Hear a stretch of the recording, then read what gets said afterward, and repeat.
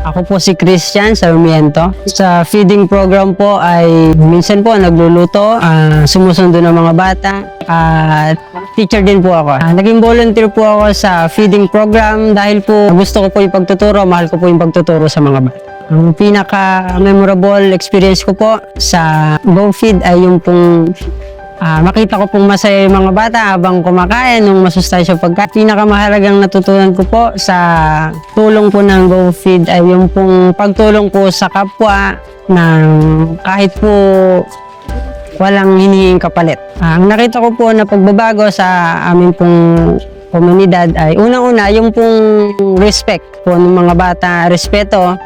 Pati po yung, syempre sa pagkain po, nagkakaroon po sila ng pagkain, tsaka lumulusog po sila. Ang nagmo-motivate po sa akin ay yung pangangailangan po.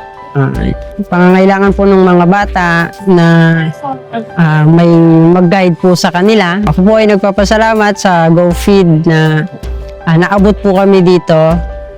Yung mga bata po sa paligid namin nagkakaroon po ng una sa pagkain at nakatulong po siya sa akin personal dahil po mas lalo pa pong lumawak yung gawain po. Mas lalo pa pong nagamit. Ako si Christian Sarmiento and I am proud GoFeed partner in nourishing the future.